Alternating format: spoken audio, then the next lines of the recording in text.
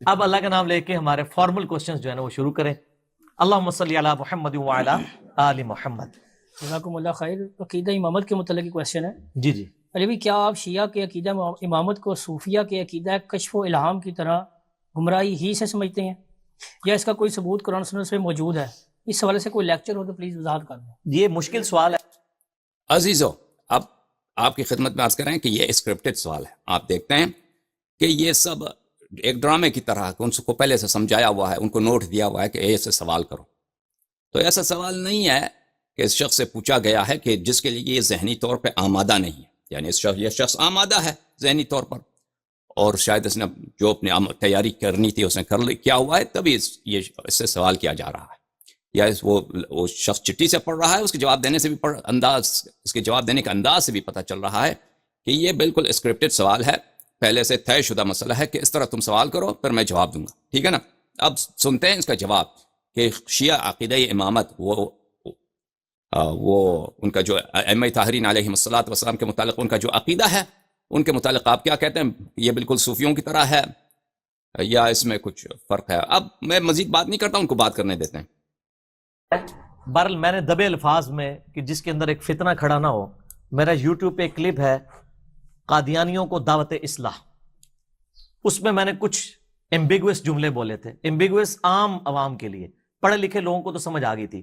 اس میں نے یہ جملہ بولا تھا سٹارٹ ہی میں تمہیدن کہ جو کوئی نبی صلی اللہ علیہ وآلہ وسلم کے بعد کسی بھی شخص کے بارے میں یہ عقیدہ رکھے کہ اس کے اوپر اللہ کی وحی نازل ہوتی ہے اور وہ اللہ کی وحی کی تائید کے ساتھ فیصلے کرتا ہے، چاہے وہ اس کو امتی نبی کہتا ہو قادیانیوں کی طرح، چاہے وہ اس کو بزرگوں کا کشف و الہام کہتا ہو، چاہے وہ عقیدہ امامت کو بگاڑ کے اس شکل میں پیش کرے. ایک عقیدہ امامت وہ ہے جو آج کل پریکٹیکلی ایران والوں نے مان لیا ہوا ہے کہ امامت سے مراد پولیٹیکل لیڈر ہے. اس عقیدہ امامت میں تو ہم حضرت ابوبکر، عمر، عثمان و علی سب کو امام وقت مانتے ہیں. جو مسلم شریف میں حدیث ہے جو امام کی بیعت کے بغیر مرا وہ جاہلیت کی موت مرا. کفر کی موت نہیں سر، جاہلیت کی موت، ان نون میں. کفر اسلام کا فیصلہ تو اللہ رسول آخرت قرآن پہ ہونا ہے. تو میں نے اس میں جملہ بولا تھا اگر کوئی اس کی بگڑی بھی شکل مانے تو وہ ختم نبوت پہ ڈاکہ ہے. اب جب ہم شیعہ کے ساتھ ڈسکشن کریں گے تو ایسے غالی شیعہ ہیں جو امامت کو ڈیوائن مانتے ہیں نبوت کی طرح، اور وہ یہ پروپیگیٹ کرتے ہیں کہ وہ اللہ کی وحی کی تائید کے ذریعے معاملات کرتے تھے.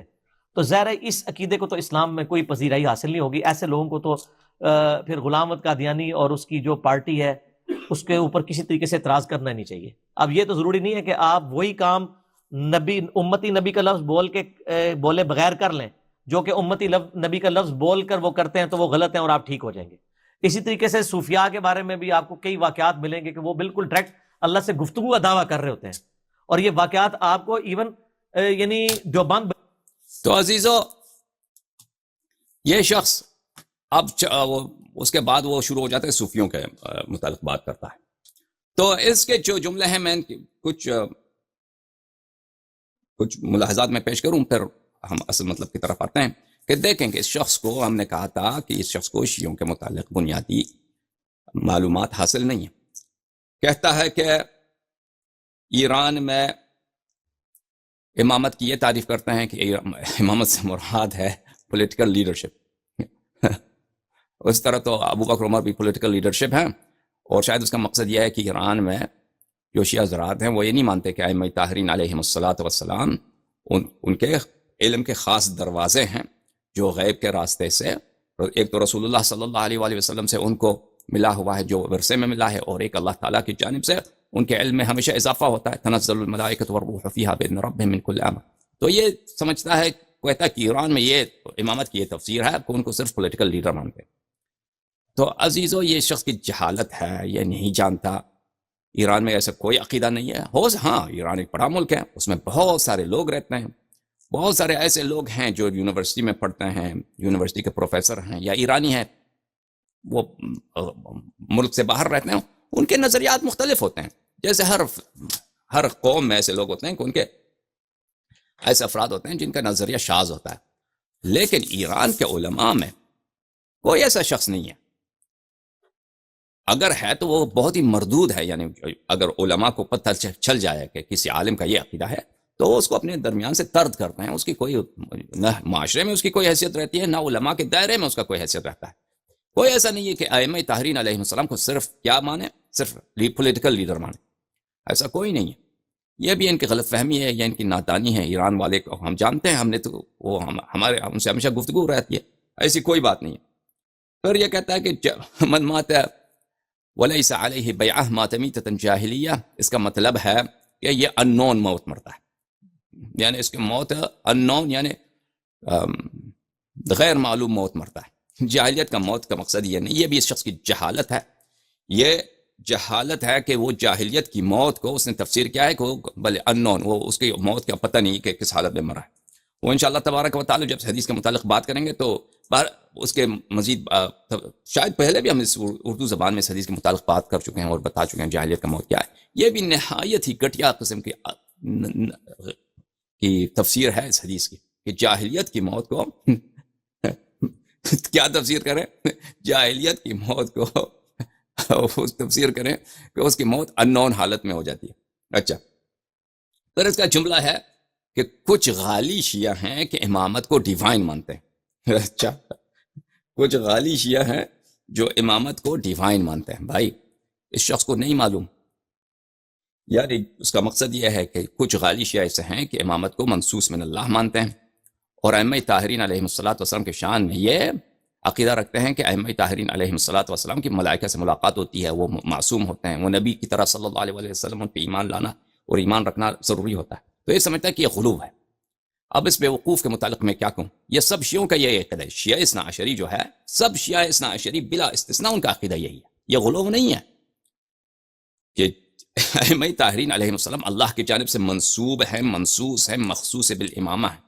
شروع خلقت سے وہ سب انبیاء علیہ السلام سے افضل ہیں. یہ بالاجماع شیعہ اثنا عشریہ کا عقیدہ ہے. وہ اس میں غلو کی کوئی بات ہی نہیں ہے. غلو یہ نہیں ہے. اور یہ کہ ائمہ طاہرین علیہ السلام کو اللہ نے وہی علم جو رسول پاک صلی اللہ علیہ وآلہ وسلم دیا ہے، وہی عصمت دیا ہے، ائمہ طاہرین علیہ السلام کے پاس ہے.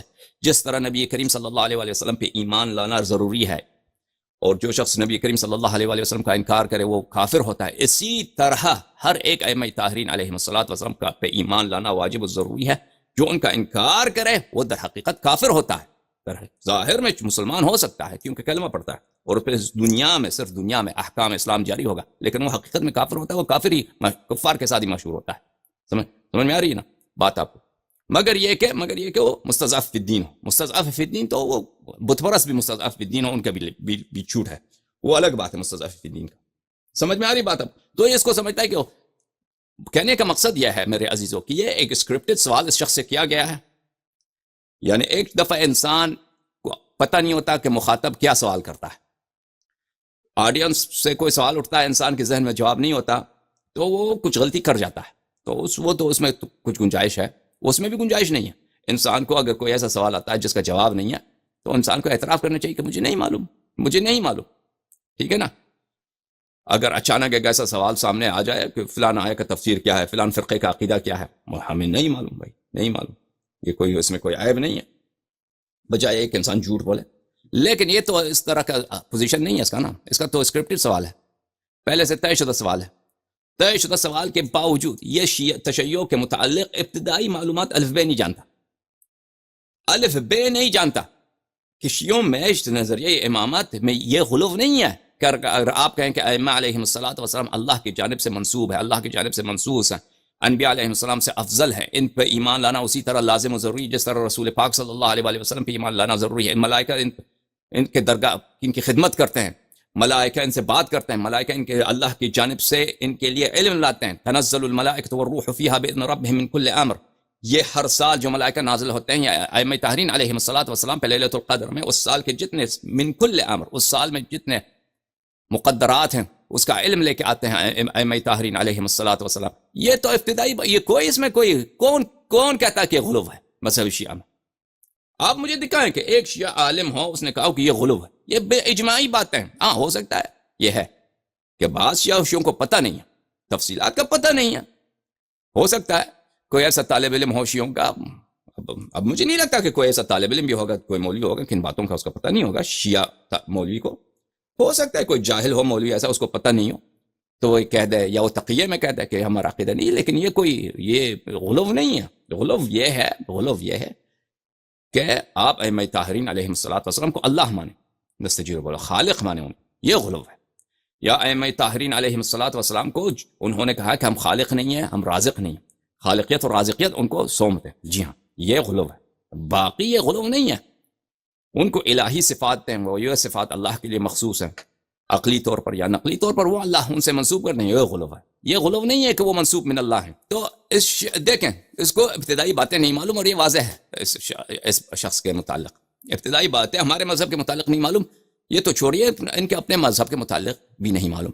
ہم نے کہا ان کا اور مولوی اسحاق صاحب کا ان کے باتوں کا جواب ہم 2 مراحل میں دیں گے عزیزو.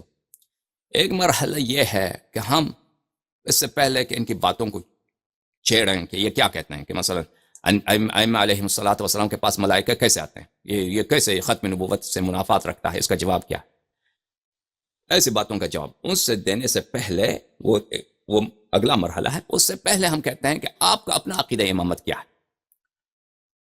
جناب محمد علی مرزا صاحب یا ان سے بڑھ کر علماء کو خطاب کرتے ہیں، ان کے گزشتہ علماء کو خطاب کرتے ہیں، جتنے ان کے ابو منصور ماتریدی سے لے کر آج تک ماتریدیہ کے جتنے علماء ہیں، ابو الحسن عشری سے لے کر آج تک جتنے ان کے علماء ہیں، احمد بن حنبل سے لے کر آج تک جتنے حنابلہ اور حشویہ اور مجسمہ کے علماء ہیں، ان کو خطاب. آپ کا نظریہ امامت کیا ہے؟ آپ شیعوں کے عقیدہ امامت پہ آپ تنقید کرتے ہیں، ہم دیکھتے ہیں کہ آپ کا اپنا کیا ہے. میں نے جیسے کل آپ کی خدمت میں عرض کیا، ان کا عقیدہ امامت اتنا احمقانہ ہے اور اتنا گھٹیا ہے کہ ان کو جرأت نہیں ہے کہ اپنا عقیدہ امامت سر علن لوگوں کو بتائے کہ ان کا عقیدہ امامت کیا ہے. میں نے کل 1 گھنٹے خارج جب ہم کہتے ہیں یعنی متن دکھائے بغیر، حوالہ جات دکھائے بغیر، ہم نے بتایا آپ کی خدمت میں عرض کیا کہ کیوں جماعت عمریہ کا، ہمارے مسلمان بھائیوں کا، ان کا عقیدہ امامت بالکل واضح البطلان ہے. بالکل جو اس کا تصور کریں کہ ان کا عقیدہ امامت کیا ہے تو اس سے اس کا بطلان ثابت ہو جاتا ہے.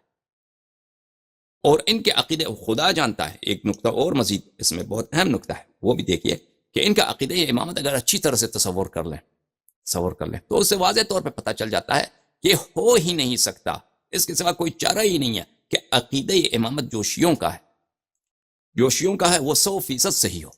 دیکھیں یہ تو مرحلے آپ کی خدمت میں آپ نے ذہن میں رکھی ہے. کل ہم نے باہر خارج سے مفصل بات کی کہ ان کا عقیدہ امامت کیا ہے. آج حوالہ جات دکھانے کا دن ہے. البتہ عرض کریں کہ ہم پہلے غدیر کے تقاریر میں ان باتوں کو زیادہ تفصیل سے بیان کر چکے ہیں اردو زبان میں.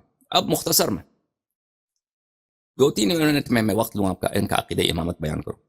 بات یہ ہے کہ اللہ کو پتہ ہے کہ رسول اللہ صلی اللہ علیہ وسلم دنیا سے جانے والے ہیں. خود رسول صلی اللہ علیہ وسلم کو بھی پتہ ہے کہ دنیا سے جانے والے ہیں. حالت یہ ہے کہ قرآن جمع نہیں کیا گیا ہے، سنت مدون نہیں ہے. صحابہ اکثر تازہ مسلمان ہیں، یعنی اکثر صحابہ جو مسلمان ہوئے فتح کے بعد مسلمان ہوئے ہیں، طلقاء ہیں، اور یہ پیسے دے کر چندے دے کر ان کو مسلمان کیا گیا ہے ان میں سے بہت سارے. اور جو پرانے بھی مسلمان ہیں ان کی کوئی علم و تہذیب نہیں ہے، نہ علم ہے نہ تہذیب ہے. اکثر کی علم کم تہذیب کم، یہ بات سب ہم ثابت کریں گے. اور یہ بھی ہے کہ صحابہ اس طرح نہیں ہے کہ یہ سب مخلص مسلمان ہیں کہ رسول پاک صلی اللہ علیہ وسلم کے ہر فرمان پہ یہ جان قربان کرنے والے ہیں. اس کے بالکل برعکس، جس طرح رسول پاک صلی اللہ علیہ وسلم نے فرمایا کہ تم حضرت موسیٰ علیہ السلام کے قوم کے چال پہ چلو گے، جس طرح اصحاب موسیٰ علیہ السلام نے حضرت موسیٰ علیہ السلام کو اذیت کی، اسی طرح رسول پاک صلی اللہ علیہ وسلم کے اکثر صحابہ نہایت موذی، نہایت غیر فرمان بردار، اور نہایت ہی رسول پاک صلی اللہ علیہ وسلم کے شان میں کوتاہی اور تقصیر کرنے والے لوگ تھے. سمجھ میں آ رہی؟ حالات یہ ہیں اس زمانے کے حالات کو اب میں حوالے دکھاؤں گا. نبی میں مختصر بتا رہا ہوں کہ ادعا کیا ہے. نبی صلی اللہ علیہ وسلم کو پتا ہے کہ میں مرنے والا ہوں، اور یہ بھی پتا ہے کہ میرے پاس کوئی نبی نہیں آئے گا، اور یہ بھی پتا ہے کہ وہاں قرآن جمع نہیں ہے، سنت بھی کسی کتاب کی شکل میں مدون نہیں ہے. اور صحابہ کی بھی یہ حالت ہے، اکثر تقریباً سب کے سب ان پڑھ، اور اس کے علاوہ ان میں مخلصین کی تعداد بھی بہت کم. اچھا، یہ ایک طرف سے. دوسری طرف سے یہ بھی ہے کہ قیامت تک رسول اللہ صلی اللہ علیہ وسلم کی ہدایت کو چلنا ہے. ان کی جانب سے جو شریعت آیا ہے، جو علم آیا ہے، جو ہدایت آیا ہے، صرف فقہ و احکام نہیں ہے بلکہ عقائد بھی، اس کو جاری رکھنا ہے. اور ان کے بعد کوئی اور نبی نہیں آئے گا کہ وہ اس دین کو کامل کرے. ساتھ ہی رسول پاک صلی اللہ علیہ وآلہ وسلم نے بار بار خبردار کیا ہے کہ میرے بعد جو ہے تم گمراہ ہو جاؤ گے، اور صحابہ کو بتایا کہ تم گمراہ ہو جاؤ، اور بتایا کہ تمہارا جو فتنہ ہے وہ دجال کے فتنہ، صحابہ کو کہا کہ تمہارا جو فتنہ ہے وہ دجال کے فتنے سے بھی زیادہ خوفناک ہے. اور یہ بھی بتایا کہ میرے بعد ایسے لوگ امام بنیں گے مسلمانوں کے جو شیطان سے بھی وہ ملعون ہیں، یہ بھی بتایا، ٹھیک ہے نا. اور یہ بھی بتایا کہ مسلمان فرقے فرقے میں تقسیم ہوں گے میرے امت، اور یہ جو ہے سب جہنمی ہوں گے سوائے ایک فرقے کے. سمجھ میں آ رہی بات آپ کو؟ اور ہمیں یہ بھی پتہ ہے کہ اصل خلاف جو مسلمانوں میں ہے وہ مسئلہ امامت، مسئلہ خلافت پر ہے. یہ سب باتیں ذہن میں رکھیں، ابھی ہم حوالے دکھائیں گے ان باتوں. ان سب کے باوجود رسول پاک صلی اللہ علیہ وسلم کو پتہ ہے کہ میں دنیا سے جانے والا ہوں. اچھا، وہ دنیا سے گئے اور کچھ بولا ہی نہیں کہ ان کے پاس جو مسئلہ امامت سب سے خطیر ہے، اور سب اختلافات اسی کی وجہ سے ہیں، سب ضلالتیں اسی پہ اختلاف کی وجہ سے ہیں، تو اس پہ کچھ بولے ہی نہیں. نہ یہ بولا کہ میں کسی کو تعین کرتا ہوں، نہ یہ بولا کہ تم کسی کی تعین کرو، ہاں کچھ بھی نہیں بولا. ادعا کی آواز کی دین کامل ہے.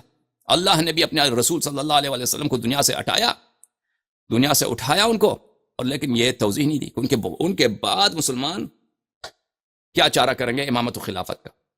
ٹھیک ہے نا؟ کوئی نہ کوئی قرآن میں کوئی آیات، نہ کوئی رسول صلی اللہ علیہ وآلہ وسلم کا کوئی خطبہ، کچھ بھی نہیں. تو اگر دین کامل ہے میرے عزیزو، تو اس مسئلے میں کیسے ہو سکتا ہے کہ ہدایت نہ ہو؟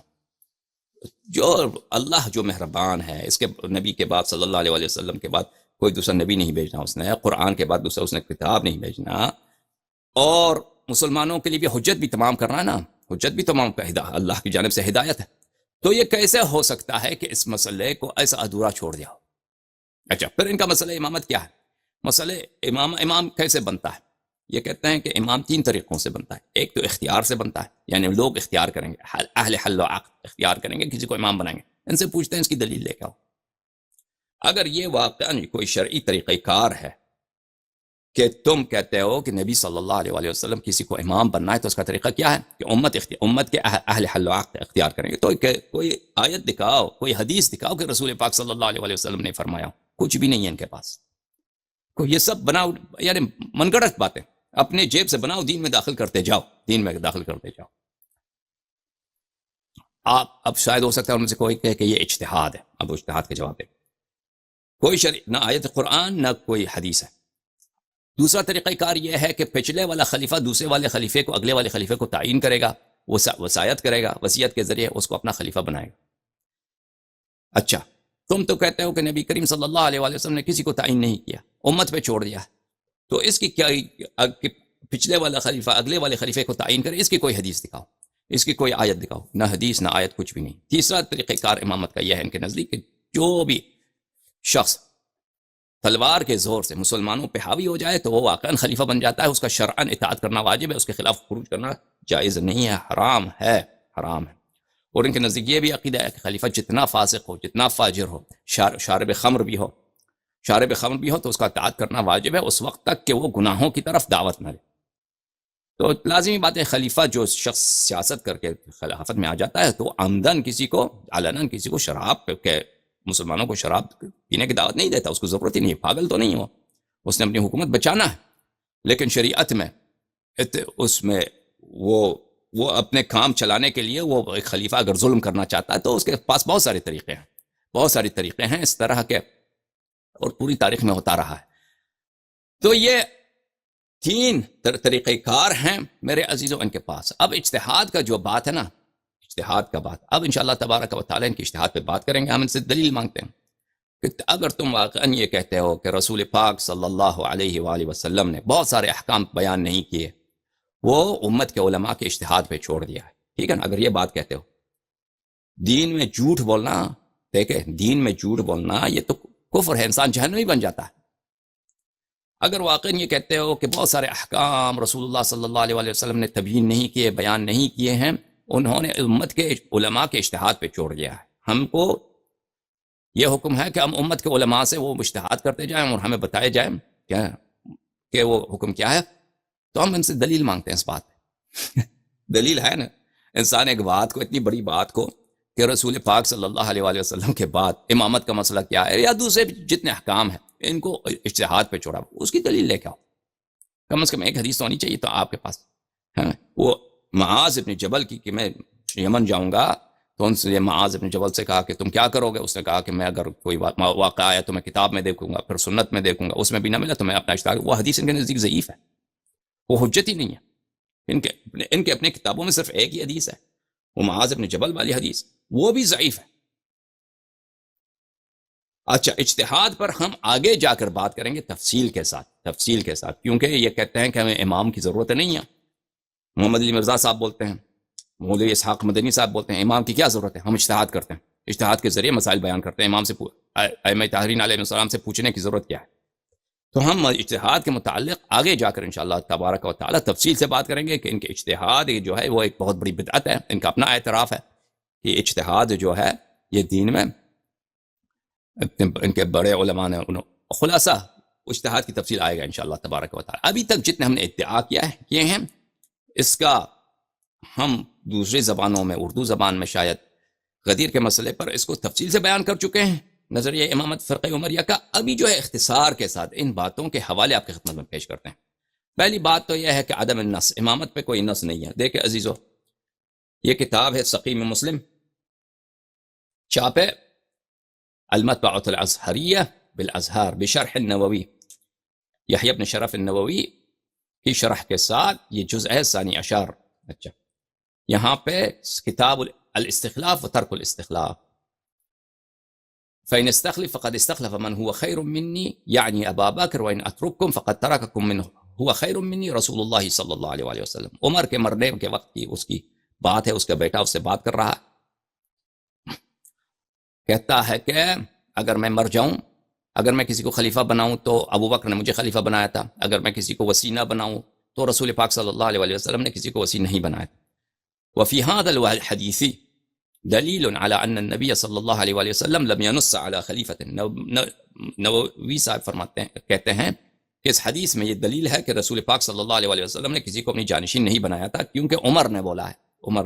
اچھا، وهو اجماع اہل السنت وغیرہم، یہ اشاعرہ کا، ماتریدیہ کا اور ان کے غیر علاوہ جو حشویہ ہیں، حنابلہ کے پیروکار ہیں، کیونکہ حنابلہ کو اہل سنت نہیں مانتے، جو حشویہ ہیں ان کو اہل سنت نہیں مانتے. کہتے ہیں اہل سنت اور غیر اہل سنت جو دوسرے فرقے ہیں، مثلا خوارج ہیں، استوائی شیعہ ہوں گے، اس مسئلے پہ سب کا کیا ہے؟ اجماع ہے. مسئلہ اجماعی ہوا نا کہ رسول پاک صلی اللہ علیہ وآلہ وسلم سے کوئی نص نہیں ہے. اب تو رسول پاک صلی اللہ علیہ وآلہ وسلم دنیا سے گئے، کسی کو انہوں نے اپنا جانشین معین نہیں کیا. اب کیا طریقہ کار بتایا؟ کیا یہ کہیں بتایا رسول پاک صلی اللہ علیہ وآلہ وسلم نے کہ جو تلوار کے ذریعے آپ پہ حاوی ہو جائے، آپ پہ مسلط ہو جائے تو وہ واقعاً شرعی خلیفۃ اللہ ہے، تو اس واقعاً میں خلیفۃ الرسول ہے، اس کی اطاعت کرنا واجب ہے؟ کہاں بولا ہے انہوں نے؟ کہاں بولا ہے انہوں نے رسول پاک صلی اللہ علیہ وسلم کہ یہ بھی خلیفہ بننے کا ایک طریقہ کار ہے، یا یہ کہ کوئی دوسرا خلیفہ اپنے جانشین کو تعین کر سکتا ہے؟ دلیل لے کے آؤ. یا یہ کہ میں اس بات کو امت کے اختیار پہ چھوڑتا ہوں؟ کوئی بھی دلیل نہیں ہے. اچھا، دوسرا بات یہ ہے کہ جو حالات ہیں رسول پاک صلی اللہ علیہ وآلہ وسلم کے وفات کے وقت، رسول پاک صلی اللہ علیہ وآلہ وسلم نے کب حجۃ الوداع میں انہوں نے فرمایا انی تارک فیکم من اخذتم به لن تضلوا بعدی ابدا کتاب اللہ وعترۃ اہل بیت، میں تمہارے درمیان دو ثقلین چھوڑ کے جا رہا ہوں، اگر ان کی اتباع کرو تو کبھی گمراہ نہ ہو جاؤ، ایک کتاب اللہ اور ایک میری اہل بیت علیہم السلام. اچھا، کتاب اللہ کی کیا حالت تھی؟ رسول پاک صلی اللہ علیہ وآلہ وسلم دنیا سے جا رہے ہیں، کتاب اللہ کیا آج جس طرح ہمارے زمانے میں ہر گھر میں کئی قرآن کی کے مصاحف موجود ہیں، ہر گھر میں، وہ فون پہ بھی ہیں، آپ کے ویب سائٹس ہیں، ہر جگہ قرآن. کفار کے پاس لائبریریوں میں جاتے ہیں، قرآن کے کئی نسخے ہوتے ہیں. تو کیا وہی حالت تھی رسول پاک سے؟ نہیں، اس طرح نہیں تھی. دیکھیں حدیث ثقلین کو جس ماحول میں رسول پاک صلی اللہ علیہ وآلہ وسلم نے بیان کیا ہے کہ میں تمہارے درمیان دو چیز جوڑ کے جا رہا ہوں، میرا قرآن اور میرا اہل بیت، ان کی اتباع کرو گے تو کبھی گمراہ نہیں ہو جاؤ گے. یہ حدیث متواتر صحیح ہے. تو عزیزو، قرآن تو اس وقت متفرق تھا، تو کیسے کہہ سکتے ہیں کہ رسول میں تمہارے درمیان چھوڑ کے جا رہا ہوں؟ اس کی تصحیح کیا ہے؟ وجہ کیا ہے؟ حکمت کیا ہے؟ یا رسول اللہ، اگر قرآن مجموع ہے، ہر ایک کے پاس گھر میں موجود ہے، تو پھر تو آپ کہہ سکتے ہیں ہم قرآن پڑھ کے اس کو عمل کریں. قرآن تو کسی کے پاس ہے ہی نہیں اس زمانے میں، اس زمانے میں قرآن تو کسی کے پاس تھی ہی نہیں. حقیقت یہ ہے کہ اس زمانے میں قرآن صرف اور صرف امیر المؤمنین علیہ السلام کے پاس تھا، اور امیر المؤمنین علیہ السلام کو رسول پاک صلی اللہ علیہ وسلم نے حکم دیا تھا کہ میرے مرنے کے بعد تم قرآن کو جمع کرو اور ان پہ عرضہ کرو، اور وہ اتقان میں دوسرے کتب میں یہ جماعت مخالفین کے اب قرآن کی کہانی آپ کو سنائیں گے، تو جس طرح اہل بیت علیہ السلام کی کہانی دردناک ہے، اسی طرح قرآن مجید کی کہانی دردناک ہے۔ یہ جھوٹ قرآن کے متعلق اتنا جھوٹ کہا جاتا ہے میرے عزیزو، شیعوں میں بھی اور جماعت مخالفین میں بھی حقائق کو چھپایا جاتا ہے۔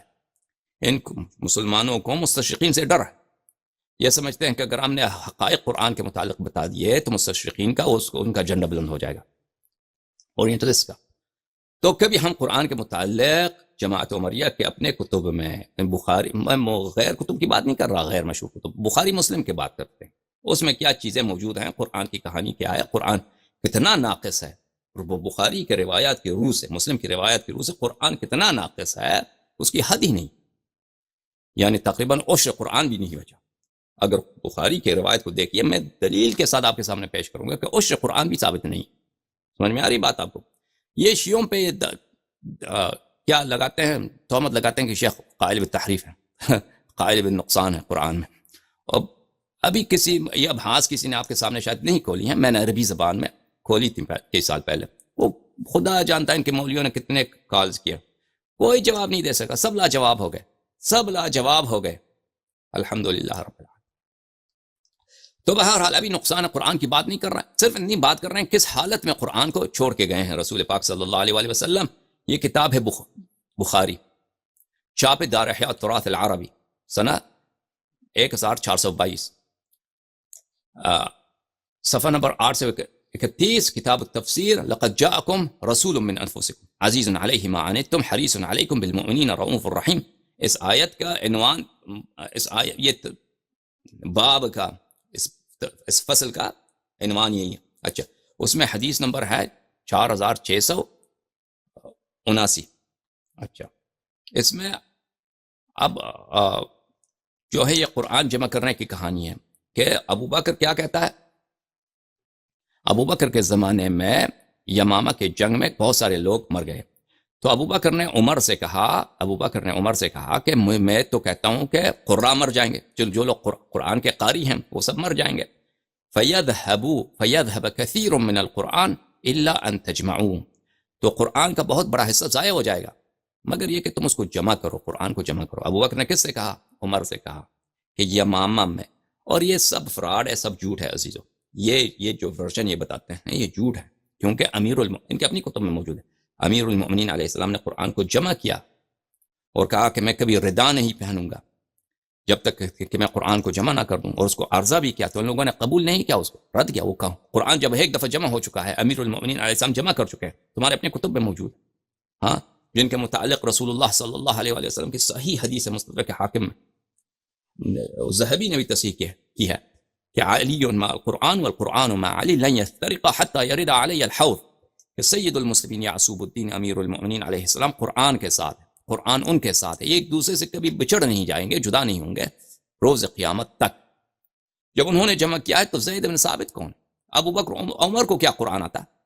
کہ ابو بکر عمر سے کہہ رہا ہے کہ قرآن جمع کرو وإلا یہ ضائع ہو جائے گا، قرآن بہت سارا حصہ ضائع ہو جائے گا۔ دیکھو عزیزو، یہ کہتے ہیں کہ یہ آیت بسم اللہ الرحمن الرحیم، انا نحن نزلنا الذکر وانا له لحافظون، کہ ہم نے ذکر کو نازل کیا ہے اور ہم ذکر کی حافظ ہیں۔ ذکر کا سے کیا مراد لیتے ہیں؟ قرآن، جو مشہور تفسیر ہے، یہ متفق علیہ نہیں ہے کہ ذکر سے مراد قرآن ہے۔ بہت سارے مفسرین کہتے ہیں سے مراد قرآن نہیں ہے، ان کے اپنے فرقے کے سے مراد کون ہے؟ رسول پاک صلی اللہ علیہ وسلم۔ اگر رسول پاک صلی اللہ علیہ وسلم مراد ہیں تو یہ بالکل بھلے نقصان قرآن اور اس کے بحث سے بالکل اجنبی والی بات ہوگی، لیکن یہ جو مشہور آپ کو واقعہ سنایا جاتا ہے، تفسیر سنایا جاتا ہے، یہی ہے انا نحن نزلنا الذکر، اللہ نے ٹیکہ لیا ہے اور ذمہ لیا کہ میں قرآن کی حفاظت کروں گا، ٹھیک ہے مان لیا۔ اگر تفسیر یہی ہے تو ابو بکر کیوں کہہ رہا ہے کہ اگر ہم قرآن نہیں جمع کریں گے تو بہت سارا قرآن ضائع ہو جائے گا؟ جب اللہ نے ذمہ لیا ہے تو کم از کم یا ابو بکر اس آیت سے ناواقف ہے، یا اگر واقف ہے تو اس تفسیر کو نہیں مانتا، کوئی اس کے پاس کوئی دوسرا تفسیر ہوگا۔ تو ابو بکر نے عمر سے کہا وَإِنِّي لَأَرَىٰ أَن تَجْمَعَ الْقُرْآنَ، میرا سوچ ہے کہ قرآن کو تو جمع کر لے یا عمر۔ اچھا معاف کیجیے، میں نے الٹا کہہ دیا کہ عمر نے ابو بکر سے کہا کہ تو قرآن کو جمع کر لے، قرآن ضائع ہو جائے گا، قرآن تو جمع کر لے. ابو بکر نے کیا جواب دیا؟ ابو بکر نے عمر سے کہا کہ کیف افعل شیئا لم يفعله رسول اللہ صلی اللہ علیہ وسلم، میں کیسے ایک کام کو انجام دوں کہ رسول پاک صلی اللہ علیہ وسلم نے اس کو انجام نہیں دیا، سنت ہی نہیں ہے. جس پہ قرآن نازل ہوا ہے اس کو پرواہ نہیں تھی قرآن جمع کرنے کی، اس سے جب ایسے متفرق چھوڑ کے چلا گیا، بتایا بھی نہیں کہ اس کو جمع کرو، سنت یہ امر بھی نہیں دیا کہ جمع کرو، حکم بھی نہیں دیا. اچھا تو عمر نے بہت التجا کیا تو ابو بکر کو اس نے قناعت دیا. ابو بکر قانع ہو گیا تو ابو بکر نے زید بن ثابت کو بلایا. اگر واقعاً ان کو اپنے قرآن کا علم ہوتا تو یہ خود جمع کرتا ہے نا. ابو بکر عمر کہتے ہیں سب سے افضل ہے، خلیفہ کا کیا کام ہے؟ عمر کو کہہ دیتا کہ تو قرآن جمع کر رہا ہوں، اس کو خود نہیں معلوم. تو زید بن ثابت سے کہا، زید بن ثابت سے بھی کہا، زید بن ثابت نے بھی یہی جواب دیا کہ کیف تفعلان شیئا لم يفعله النبی صلی اللہ علیہ وسلم. عمر ابو بکر سے کہا کہ تم دونوں کس کام کے پیچھے پڑ گئے ہو؟ قرآن جمع کرو. جو نبی صلی اللہ علیہ وسلم تھے انہوں نے جمع نہیں کیا تو تم دونوں کیوں اس کے پیچھے پڑ گئے ہو؟ تو اچھے تو انہوں نے بہت اصرار کیا. زید بن ثابت کہتا ہے تو میں قانع ہو گیا. فقمت، تو میں نے ہمت کیا، میں نے فیصلہ کیا قرآن جمع کرنا. فتتبعت، تو میں القرآن اجمعہ، تو پھر میں نے قرآن کو ڈھونڈنا شروع کیا. قرآن کو ڈھونڈنا یہ کس زمانے کی بات ہے؟ یہ ابو بکر کی خلافت کی بات ہے.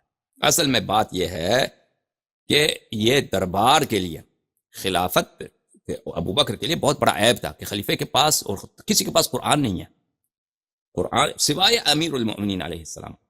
کیوں ان کے پاس ان کو فکر ہوئی کہ ہمارے پاس قرآن ہونی چاہیے؟ حقیقت یہ ہے میرے عزیزو، حقیقت یہ نہیں ہے کہ ان کو ڈر تھا کہ قرآن ضائع ہو جائے گا، ان کو پرواہ بھی نہیں تھا قرآن ضائع ہو جائے گا. حقیقت یہ ہے کہ خلیفہ کے پاس قرآن نہیں. اگر خلیفہ کے پاس قرآن ہوتا، ابو بکر کے پاس، عمر کے پاس، تو وہ کیوں وہ التجا کرتا زید بن ثابت سے کہ تو جمع کر؟ اور زید بن ثابت کو ڈھونڈنا پڑتا ہے، ادھر پتھر سے نکالو، ادھر پتے سے نکالو، کپڑوں سے نکالو قرآن کے آیات کو مختلف.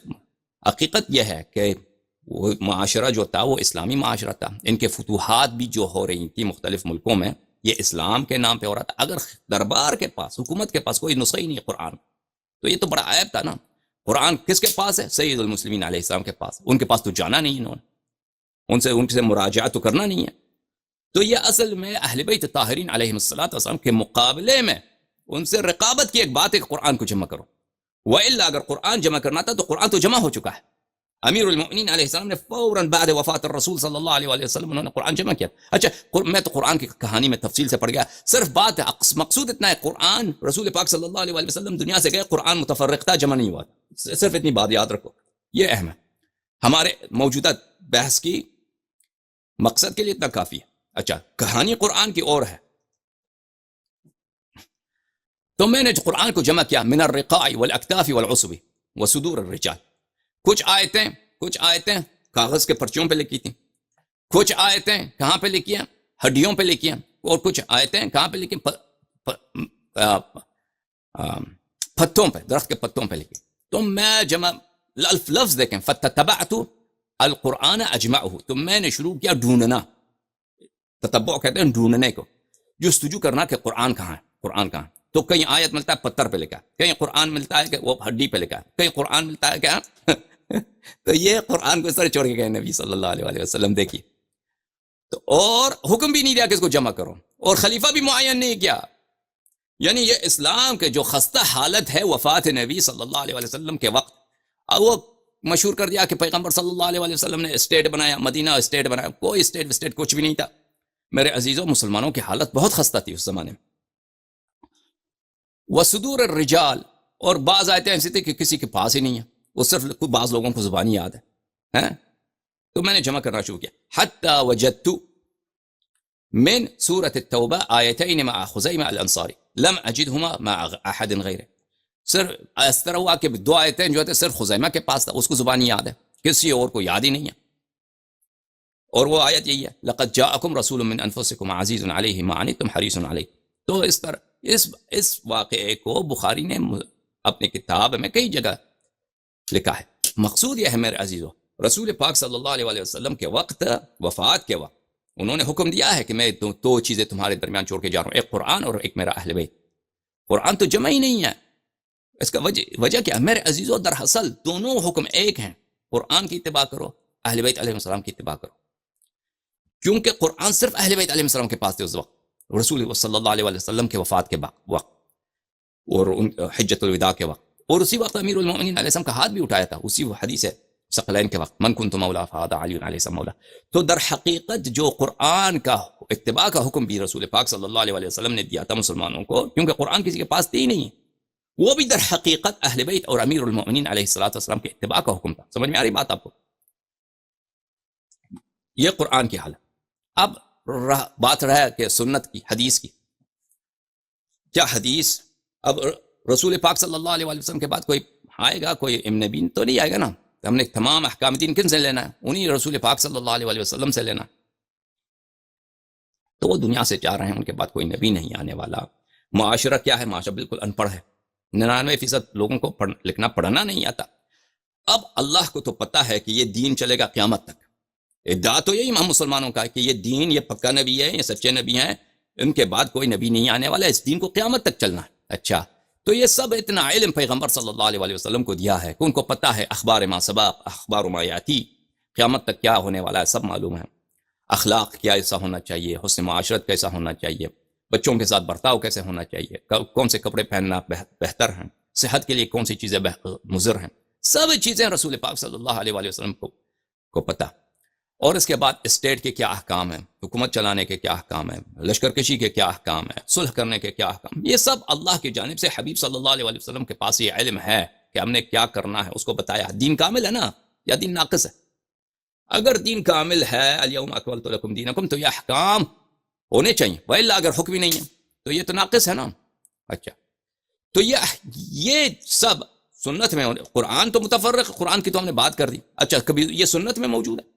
یہ چیزیں سنت میں کیا کام موجود ہے؟ رسول پاک صلی اللہ علیہ وسلم کے وفات کے وقت کوئی نہ کتابت ہے سنت کی. ہاں، کچھ نوشتہ جات ہیں بعض صحابہ کے تھے، وہ ہم تک نہیں پہنچی.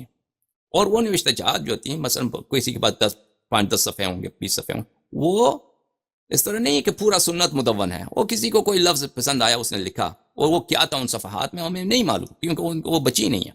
سمجھ میں؟ وہ کچھ بعض صحابہ، سنت کی کوئی تدوین نہیں ہوئی. اچھا، رسول پاک صلی اللہ علیہ وسلم کے پاس کیا طریقہ کار ہے؟ قرآن تو ادھورا چھوڑ دیا، ویسے ہی متفرق چھوڑ کے چلے گئے، حکم بھی نہیں دیا تو جمع کرو، کسی کو سونپا بھی نہیں. اچھا، امیر المومنین علیہ السلام کو سونپا ہے، بالکل ہمارے نزدیک. مخالفین تو نہیں کہتے کہ ان کو حکم دیا تھا کہ امیر المومنین علیہ السلام قرآن کو جمع کرے، وہ تو یہ روایت نہیں کرتے، کہتے ہیں وہ اپنے سے انہوں نے جمع کیا. اچھا، سنت کا کیا حالت ہے؟ احادیث کا، ان کے جو کلمات ہیں، وہ یہ سب کیا وہ مدون، محرر، مکتوب اس زمانے میں نہیں؟ کیا رسول پاک صلی اللہ علیہ وسلم نے حکم دیا کہ یہ لکھو؟ بلکہ یہ بالعکس روایت کرتے ہیں کہ رسول پاک صلی اللہ علیہ وسلم نے فرمایا کہ میرا حدیث تم نہ لکھو. تو کیا طریقہ کار تھا رسول پاک صلی اللہ علیہ وسلم کے پاس کہ ان کی ہدایت، ان کی سنت ہم تک پہنچیں؟ ہم آج 15ویں صدی میں، ہمارے بعد 1000 سال کے بعد، 2000 سال کے بعد لوگ آئے، 5000، ان تک ان کا ہدایت ان تک پہنچے. یہی کہ لوگوں کے حافظے میں رہیں، جو زید بن ثابت کو یاد رہا، یہی بس حافظ. اور زید بن ارقم خود کہتا ہے کہ میں بوڑھا ہو چکا ہوں، میرے یادداشت صحیح نہیں. صحیح ہے کہ نہیں؟ صحابہ میں سے بہت سارے ہیں کہتے ہیں کہ ہم بوڑھے ہو گئے، ہماری یادداشت صحیح. ایسے لوگوں پہ اتکا کرنا سنت ہم تک پہنچانے کے لیے کہ پہلی بات تو یہ کہ بہت سارے صحابہ کے متعلق تو انہوں نے خود فرمایا کہ تم یہود کے نقش قدم پہ چلو گے، تم جہنمی ہو جاؤ گے، حوض کوثر پہ آؤ گے تو ملائکہ تمہیں دور کریں گے، جہنم میں ڈالیں گے. یہ کہتے ہیں کہ یہ بدعتی ہیں، وہ احادیث آ جائیں گے آپ کے سامنے. تو کچھ جو صالح صحابہ بچ گئے، کیا ان کی صرف ان کے حافظے پر اتکا کرنا، ان کی میموری پر، اور ان کے بعد جو نسل آئے گی ان کی میموری پر؟ سنت کی تدوین کب شروع ہو گئی دوستو؟ ملاحظہ فرمائیے، یہ کتاب ہے صحیح مسلم، بلکہ سقیم مسلم، چھاپ دار الفکر، یہاں پر صفحہ نمبر 1468 پہ، حدیث نمبر 3004 میں روایت کرتے ہیں ابو سعید خدری سے کہ رسول پاک صلی اللہ علیہ وآلہ وسلم نے فرمایا، لا تکتبوا عنی، میری کوئی حدیث تم نہ لکھا کرو. ومن كتب عني غیر القرآن فلیمحہ. ہاں، اگر میں قرآن کے علاوہ کسی اور چیز کو آپ نے لکھا ہے میری زبان سے تو اس کو تم محو کر دو، محو کر دو. تو رسول پاک صلی اللہ علیہ وسلم کا حکم کہ تم میری کوئی حدیث نہ لکھو. تو حدیث کی لکھائی اگر حکم ہے یہ ہے کہ نہ لکھو، اور پھر ان کا کیا طریقہ کار ہے. دیکھیں عزیزو، اللہ کی اب تک جو ہم جماعت مخالفین کے احادیث ہم تک پہنچی ہیں جس طریقہ کار سے کہ وہ سینوں سے پہلے بات ہے صدور رجال میں سے صدور رجال کو منتقل ہوئے اور بعد میں لکھا گیا، بعد میں لکھا گیا. کیا یہی طریقہ کار تھا؟ کیا یہی طریقہ کار رسول پاک صلی اللہ علیہ وسلم کا حکم یہی تھا کہ یہی طریقہ کار ہونی چاہیے؟ اور آج ہم ہیں اور احادیث ہیں، جماعت مخالفین کو کہہ رہا ہوں کہ احادیث ان میں سے صحیح کون سا ہے، غیر صحیح کون سا ہے. اور صحیح حدیث کیونکہ عزیزو میں آپ کو ایک بہت اہم نقطہ بتا رہا ہوں، صحیح حدیث کا مطلب یہ نہیں ہے کہ قطعی الصدور. جماعت عمریہ کے نزدیک صحیح حدیث کا مطلب یہ نہیں ہے کہ قطعی الصدور، کہ یعنی واقعا رسول پاک صلی اللہ علیہ وسلم نے یہ جملے فرمائے. صحیح حدیث کا مطلب یہ ہے کہ اس کے رجال ثقات ہیں، اس کے رجال سب ثقہ ہیں اور اس سلسلے میں کوئی انقطاع نہیں ہے. سب رجال اس کے ثقہ ہیں، ثقہ ہیں، مثلا 5 6 7 واسطے ہیں اور اس میں کوئی انقطاع نہیں ہے. بس صرف اب یہ کہ واقعا رسول پاک صلی اللہ علیہ وسلم نے یہ جملہ بولا یا نہیں بولا، یہ صحیح حدیث کا مطلب یہ نہیں ہے. سمجھ میں آ رہی نا؟ اگر ہم قطعی حدیث ان کے دیکھیں کہ واقعا قطعی وہ بہت کم ہے ان کے نزدیک، سمجھ میں آ رہی. اور صحیح حدیث کون سے ہے، صحیح حدیث کون سے نہیں، کتنا نزاع، کتنا مشکل کام. تصحیح احادیث یہ خود ان کے علماء کہتے ہیں کہ یہ ہر ایک کی بات نہیں ہے. بہت سارے ان کے طالب علم مولید 5 سال 10 سال پڑھتے ہیں، اس کے باوجود کہتے ہیں کہ ہم میں یہ اہلیت نہیں ہے. تصحیح احادیث بہت جہابزہ کا کام ہے. بہت سارے بہت محقق، بہت بڑا محقق ہو کہ اس نے اپنی عمر لگائی ہو حدیث میں، پھر جا کے وہ تصحیح کر سکتا ہے کون سی حدیث ضعیف ہے کون سی حدیث صحیح ہے.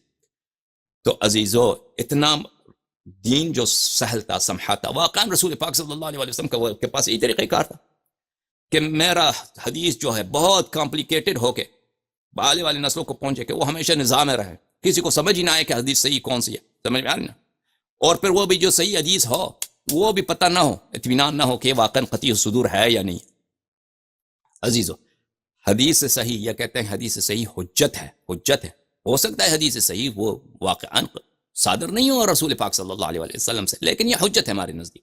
کہتے ہیں خبر واحد کے دلائل ہیں علم اصول میں، خبر واحد حجت ہے. لیکن یہ واقعا رسول پاک صلی اللہ علیہ وسلم نے بولے ہیں یہ جملے، نہیں بولے ہیں، یہ صحت کا مطلب یہ نہیں ہے. سمجھ میں آ رہی ہے بات آپ کو؟ تو واقعا یہی طریقہ کار تھا رسول پاک صلی اللہ علیہ وآلہ وسلم کا.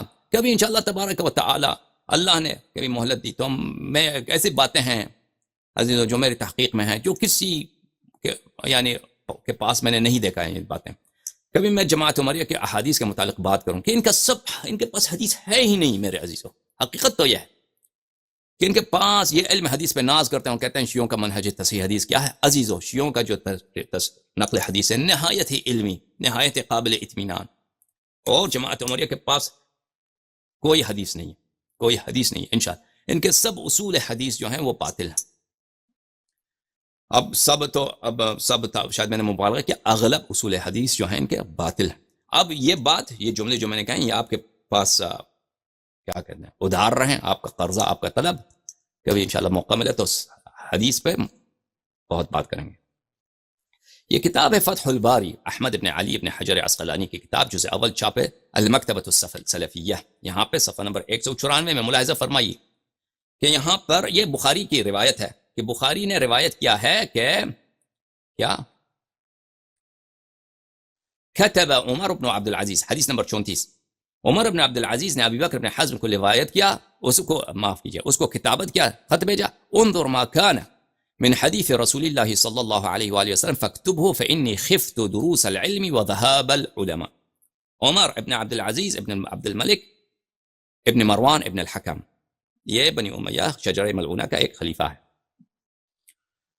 سنہ 99 میں اس کی حکومت ہوئی ہے عمر ابن عبد العزیز کی، اور سنہ 101 میں یہ وہیں گیا ہے جہاں عمر گیا.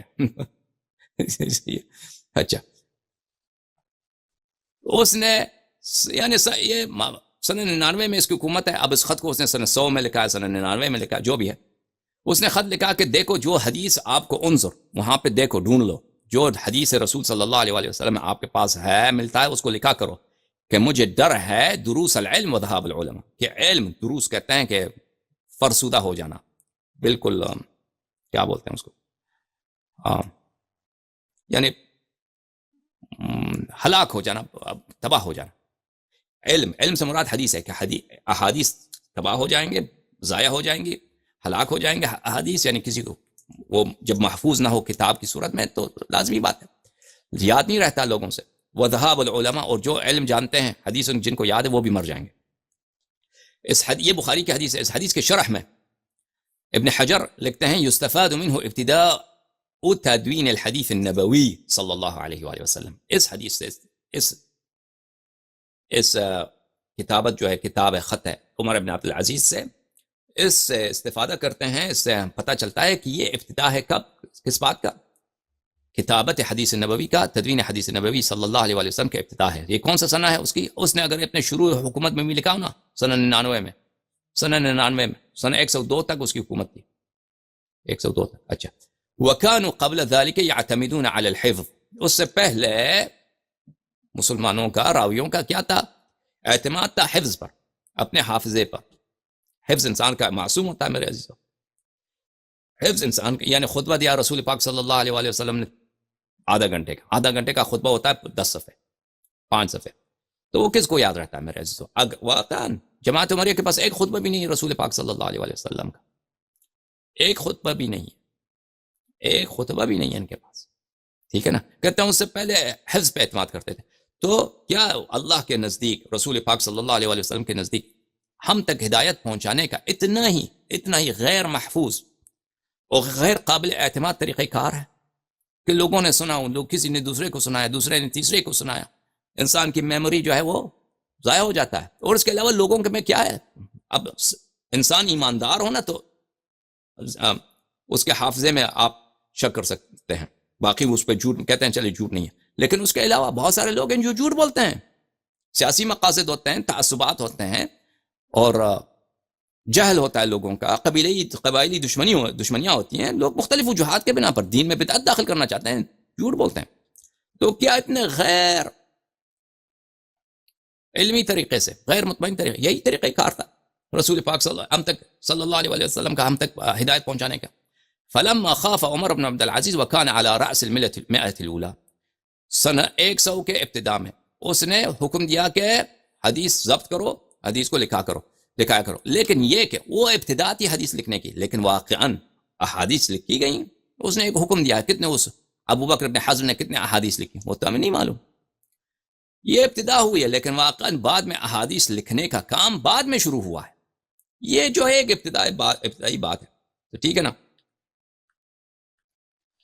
تو عزیزو، رسول پاک صلی اللہ علیہ وسلم دنیا سے جا رہے ہیں، ان کو پتہ ہے کہ میں دنیا سے جا رہا ہوں، اللہ نے بھی خبر دی، انہوں نے خود خبر دی ہے۔ قرآن غیر مدون، حدیث غیر مدون، نہ قرآن جمع نہ حدیث جمع۔ اچھا، آپ کہتے ہیں کہ صحابہ بڑے عالم تھے، صحابہ بڑے فقیہ ہیں، صحابہ بڑے عالم ہیں، جب ان کی اچھی تربیت ہوئی ہے، جب صحابہ کی اچھی طرح سے تربیت ہوئی ہے تو چلیں کم از کم اگر کتاب نہیں ہے، لکھا نہیں گیا، ان کے علم پہ اعتماد، ٹھیک ہے نا؟ ان کے اتنے شاگرد ہیں رسول پاک صلی اللہ علیہ وسلم کو، ان کو اسلام کے احکام ایسے سکھائے ہیں ان کو کہ ان کو بس ان کے ہوتے ہوئے اگر کتابی صورت میں نہ بھی ہو تو اتنا کوئی ضرر نہیں ہے۔ اگر کتاب ہوتا تو اچھی بات تھی، چلیں اگر رسول پاک صلی اللہ علیہ وسلم کے زمانے میں حدیث کے مثلا 20 جلد کتابیں لکھے جاتے، اس وقت اتنی امکانیات نہیں تھی اس بات کی، ممکن نہیں تھا، کیونکہ لوگ ہی ان پڑھ ہیں، لوگ ان پڑھ ہیں، لکھتے بھی تھے، لکھنے والا کوئی نہیں تھا 20 جلد کتابیں۔ سمجھ میں آ رہی نا بات آپ کو؟ لیکن فرض کرتے ہیں اگر لکھا جاتا، وہ محفوظ رہتا، وہ کتابیں ہم تک پہنچا، آپ کہیں گے وہ اچھی بات ہے، لیکن وہ ممکن نہیں تھا، اس لیے رسول پاک صلی اللہ علیہ وسلم نے صحابہ کی، ان کی نسل کی ایسی تربیت کی کہ ان کو اچھی طرح سے علم حاصل ہو۔ تو عزیزو، صحابہ کی اکثریت وہ آخر میں مسلمان ہو گئے، ایسی بات نہیں ہے کہ صحابہ کی تربیت پڑی ان کے علم بہت وہ آخر میں مسلمان ہو گئے فتح مکہ کے بعد، اکثریت صحابہ، حقیقت یہ ہے۔ اور جو صحابہ فتح مکہ سے پہلے مسلمان ہوئے ان کو چھوڑیے، جو صحابہ ہجرت سے پہلے مسلمان ہوئے، ان کی کیا حالت، ان کی کیا حالت ہے علم میں، مسائل دین میں؟ میرے عزیزو، ان کے مثال میں ایک لیتا ہوں، عمر ہیں ایک مثال ہے ابو بکر، ابو بکر کے علم کی کیا حالت ہے، عمر کے علم کی کیا حالت ہے؟ تو ان کے پاس کچھ ہے عمر سے یا ابو بکر سے کہ اس کے علم دکھائے. میں عمر کے ایک دو روایات ان کے کتب میں دکھاتا ہوں. یہ ان کے نزدیک جو سب سے عالم ہے, جو سب سے فقیہ ہے, جو سب سے اس کے تربیت یا جو ہے نا رسول پاک صلی اللہ علیہ وسلم نے صحیح طور پہ کیا, اس کو ابتدائی باتیں نہ دین کی معلوم ہے, نہ قرآن کی معلوم ہے, نہ احکام رسول صلی اللہ علیہ وسلم کی معلوم. ملاحظہ فرمائیے, یہ کتاب ہے مسلم, ترجمہ وحید الزمان, علامہ وحید الزمان, یہ جلد نمبر 1, یہ ہے صفحہ نمبر 448 میں. اچھا, حدیث کون سی ہے بھائی؟ حدیث نمبر 820. روایت ہے, ایک شخص عمر کے پاس آیا اور کہنے لگا مجھے جنابت ہوئی اور پانی نہ ملا. عمر نے فرمایا کیا؟ نماز نہ پڑھو, نماز نہ پڑھو, نماز نہ پڑھو. دیکھو قرآن کی آیت ہے سورۃ النساء, اعوذ باللہ من الشیطان الرجیم, سورۃ النساء. ان کنتم مرضی او علی سفر, اگر تم مریض رہو یا مسافر رہو, او جاء احدکم من الغائط, یا کسی کو پخانہ آ جائے, او لامستم النساء, اور عورتوں کو تم ملامست کر دو, یعنی جنب ہو جاؤ, کیونکہ قرآن حیا سے بات کرتا ہے. قرآن حیا, لامستم النساء, مفسرین کا اقوال آپ دیکھیے, یہ کنایہ ہے. عورت کے ٹچ کرنے سے وضو باطل نہیں ہوتی, ملامست سے. عورت سے جماع کرنے وہ یعنی اس جنابت سے وہ وضو باطل ہوتا ہے اور غسل واجب ہو جاتا ہے. او لامستم النساء فلم تجدوا ماء, اور یہ مشکلات اگر پیش آ جائیں کہ تم مریض ہو, پانی استعمال نہیں کر سکتے, سفر میں ہو, پانی نہیں مل رہا, یا پاخانہ آپ نے کیا ہے, پیشاب کیا ہے, او لامستم, یا جنابت کی حالت ہے اور پانی نہ ملے, تو کیا کرو؟ فتیمموا صعیدا طیبا, فتیمموا, پر تم پاک مٹی سے کیا کرو؟ پاک مٹی سے تیمم کرو. فامسحوا بوجوہکم وایدیکم, فامسحوا, اور مسح کرو اپنے چہرے پر اور اپنے ہاتھوں پر, اس کو مسح. سورہ مبارک مائدہ میں اللہ تعالیٰ فرماتا ہے, اعوذ باللہ من الشیطان الرجیم, وَإِن كُنتُمْ جُنُبًا فَطَّهِرُوا, اگر تم جنوب ہو تو طہارت حاصل کرو.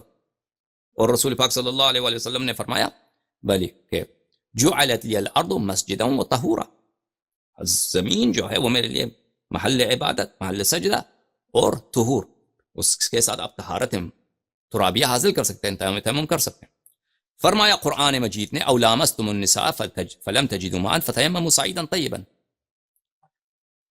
کہ اگر مٹی نہ ملے تو کیا کرو؟ پانی نہ ملے تو تم اگر جنب ہو جاؤ, تو مٹی نہ ملے تو تیمم کرو. اور تیمم کا طریقہ بھی بتایا, فامسحوا بوجوہکم ایدیکم منہ, مٹی کے ساتھ اپنے چہروں پر اور اپنے ہاتھوں پہ تم مسح کر دو. ہاں, تو قرآن نے صحیح بتایا, قرآن نے واضح طور پہ بتایا. اب یہ اگر یہ واقعہ جو ہم مسلم سے آپ کو بتا رہے ہیں کہ عمر نے فتویٰ دیا کہ نماز نہ پڑھو, اجتہاد کیا نا, اب اجتہاد کے متعلق قاعدہ جا کر ہم بات کریں گے. عمر نے فتویٰ دیا کہ تم نماز نہ پڑھو. اگر تم مسلمانوں یہ کہتے ہو کہ عمر کو ان آیات کا علم تھا, اس کے باوجود اس نے فتویٰ دیا ہے, تو یہ تو بالکل کفر ہے. کیونکہ اگر کوئی شخص جان کر آیت قرآن کے نص کے خلاف فتویٰ دیتا ہے تو وہ تو بالکل واضح کفر ہے. تو اس سے ثابت ہوا کہ جو شخص آپ کے نزدیک جو سب سے بڑا صحابی ہے اس کا کفر لازم ہے. ہاں, تو صحابہ پہ بہرحال اعتبار اٹھ گیا. اگر کہتے ہیں اس کو علم نہیں تھا تو ہم یہی تو کہتے ہیں.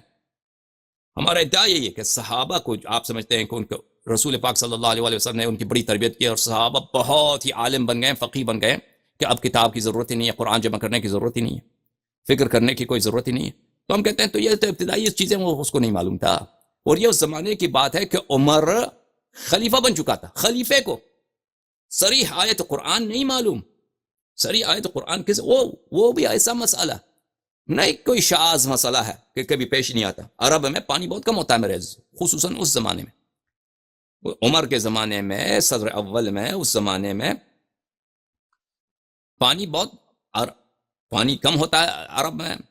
وہاں پہ بہت ہوتا ہے کہ انسان کو پانی نہیں ملتا, یعنی انسان جنوب ہو جاتا ہے, نماز کا وقت نکل رہا ہے, آپ اگر جا کے کنویں سے پانی نکال دیں تو نماز قضا ہو جائے گی, پانی نہیں ملتا. یا کسی سفر میں ہیں, کہیں دور ہیں, کنواں دور ہے, وہ وقت نہیں ہے پانی لانے کا، تو پانی کہاں سے لائیں گے؟ یہ تو بہت پیش آتا ہے. اب ہم شہر میں رہتے ہیں، پانی گھر گھر میں پانی کا نلکا ہے، بہت پیش آتا ہے کہ پانی بعض دفعہ انسان کو پانی نہیں ملتا، ٹھیک ہے نا. اس زمانے میں تو پانی کا نلکا ہی نہیں ہے، کنواں ہے 300 میٹر، اس میں سے پانی نکالنا بھی اتنا آسان نہیں ہوتا، ٹھیک ہے نا. عمار نے کہا مسلم کی حدیث کی طرف آتے ہیں.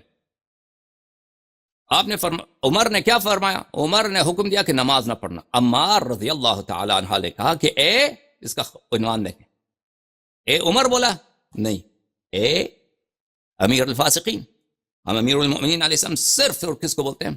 صرف رسول پاک صلی اللہ علیہ وآلہ وسلم کے پیارے بھائی کو، ان کے برادر عزیز کو، برادر بروح برابر کو، ان کو کہتے ہیں امیر المؤمنین علیہ السلام. یہ مخصوص ان کے لیے. دوسرا جو بھی اس لقب کو ڈالے وہ امیر الفاسقین ہوتا ہے. اچھا، اس سے کہا کہ اے امیر الفاسقین، تم کو یاد نہیں؟ تو پتہ چلا یہ خلیفہ بن چکا تھا اس زمانے میں. عمر کو اس کی خلافت سے پہلے اس لقب سے تو کوئی نہیں پکارتا تھا نا، خلافت کے بعد اس کو لقب سے پکارے، تو پتہ چلا یہ خلیفہ بنا ہے. دیکھیں جاہل آدمی کو یہ تیمم کا نہیں معلوم.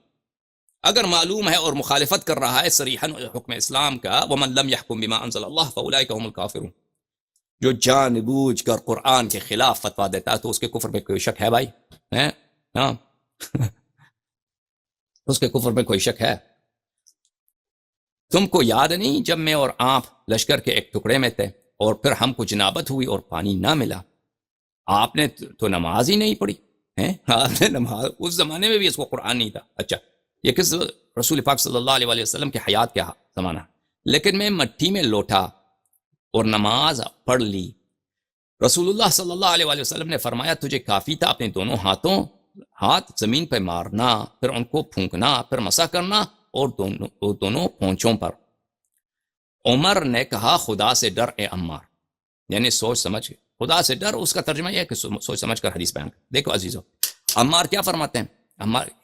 عمار کو تعجب ہوا کہ عمر ایسا فتویٰ کیوں دے رہا ہے، ایسا صریح قرآن کے خلاف. پھر وہ بولا اے عمر تجھے تو یاد ہے ہم دونوں جنب ہو گئے تھے، سفر میں جنابت ہوئی تھی، تو مجھے اسی زمانے میں قرآن کی آیت اس کو یاد ہے کہ بھئی تیمم کرنا ہے، لیکن تیمم کا طریقہ نہیں معلوم، تو اس نے زمین میں لوٹ ماری ہے. تو بعد میں رسول پاک صلی اللہ علیہ وسلم کے پاس آئے تو انہوں نے کہا کافی تھا کہ اس طریقے سے تم تیمم کرو کہ مٹی پہ ہاتھ لگاؤ، پھر پھونک مارو، پھر چہرے، پھر ہاتھوں پہ لگاؤ، یہ تیمم کافی ہے، اس جنابت دور، نماز پڑھو. تمہیں یاد نہیں؟ تو پتہ کیا چلا عزیزو؟ پتہ یہ چلا کہ عمر کو آتا ہے، کیونکہ ایسا واقعہ پیش آ جائے تو انسان بھولنا ممکن ہے لیکن محتمل نہیں. عمر کو واقعہ یاد ہے لیکن اس کو پرواہ نہیں ہے. حقیقت تو یہ ہے کہ یہ جان بوجھ کر رسول اللہ صلی اللہ علیہ وآلہ وسلم کی مخالفت کر رہا ہے. اس کو جو بھی ضد ہے اس کے دل میں رسول پاک، وَإِلَّا کیا وجہ ہے؟ کیسے انسان بھول سکتا ہے؟ دیکھیں ایک دفعہ مجھے میرے والد یا میرے کوئی ٹیچر ایک دفعہ تیمم سکھا دے تو میں وہ بھول سکتا ہوں، آپ بھول جائیں گے. میں ایک دفعہ آپ کو تیمم سکھاتا ہوں، تیمم یہ ہے کہ ہاتھ سر زمین پہ مارو، چہرے پہ ملو، یہ کرو، ختم بات. پھر آپ یہ بھول جاتے ہیں، چاہے کہ وہ آپ سفر میں رہیں اور نماز نہ پڑھیں، پھر واپس آ جائیں، رسول پاک صلی اللہ علیہ وآلہ وسلم آپ کو تیمم سکھائے، تیمم کا پھر انسان بھول سکتا ہے اس بات کو. اس کا بھولنا تو مشکل ہے، اس کا بھولنا میں نہیں کہتا غیر ممکن ہے، کہتا ہوں کہ یہ مشکل ہے، غیر محتمل ہے. تو عمر کو تیمم کا پتہ تھا، لیکن بدبختی کی یہ حالت ہے. دیکھیں یہ جان بوجھ کر قرآن کی آیت کی مخالفت اور رسول پاک صلی اللہ علیہ وآلہ وسلم. ہمارا تو یہی ہے، کیونکہ ہمارے پاس واضح احادیث ہے میرے عزیز اہل بیت طاہرین علیہ السلام سے کہ ابو بکر اور عمر نے بہت سارے احکام عمدن دشمنی رسول صلی اللہ علیہ وآلہ وسلم میں چینج کیے. انہوں نے بہت سارے احکام، اذان چینج کیا ہے، نماز چینج کیا ہے، وضو کا طریقہ چینج کیا ہے، نہ کہ ان کو پتہ نہیں تھا. کو پتہ تھا یہ دشمنی رسول صلی اللہ علیہ وآلہ وسلم میں، دشمنی اسلام میں، کہ وہ اعتقاد ہی نہیں تھا، انہوں نے چینج کیا ان باتوں کو. لیکن اگر ہم اس بات کو چھوڑ دیں، کہتے ہیں بھائی بھول گیا، تو اگر بھول کی بات لے کے آئیں، فراموشی کی بات لے کے آئیں نا، تو یہ تو ثابت ہو جاتا ہے کہ اس کے پاس علم نہیں تھا، ایک ابتدائی چیزوں کا علم نہیں تھا اس کے پاس. خلافت تو اس کی چلی گئی نا. جو شخص اتنا جاہل ہے کہ تیمم کا نہیں معلوم، رسول پاک صلی اللہ علیہ وآلہ وسلم کے سمجھانے کے بعد، پڑھانے کے بعد، دکھانے کے بعد کہ تیمم اس طرح کرنا، اس کے بعد اس کو سمجھ نہیں آئی، تو وہ خلیفہ کیسے بن سکتا ہے؟ اور مسلمین میں کون موجود ہے؟ انا مدینۃ العلم، انا دار الحکمہ. اللہ اللہ. وعلي بابها أنت مني بمنزلة هارون من موسى إني تارك فيكم من أخذتم به لن تذلوا بعدي أبدا كتاب الله وعترتي.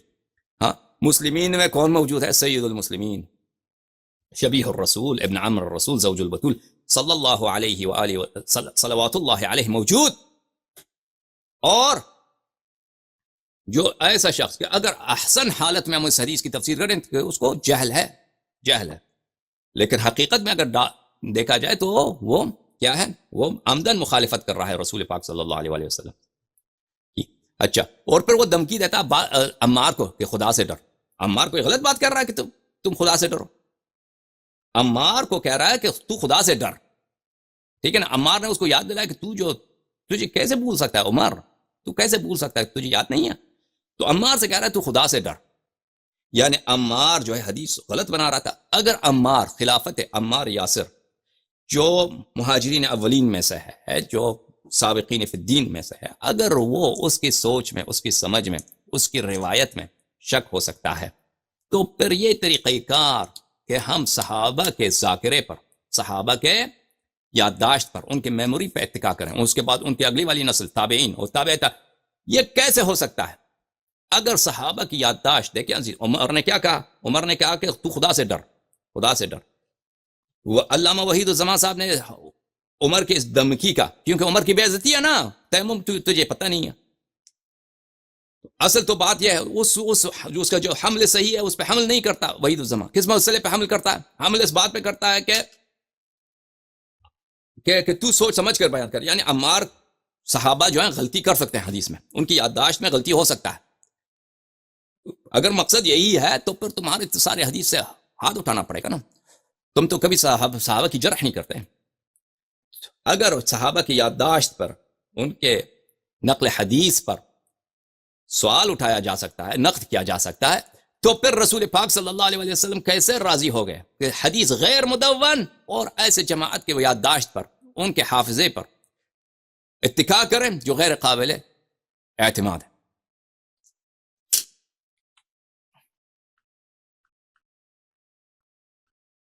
اچھا، یہ کہتے ہیں کہ بھائی صحابہ کی ایسی تربیت ہوئی کہ ان کی موجودگی میں کتاب لکھنے کی ضرورت کیا ہے.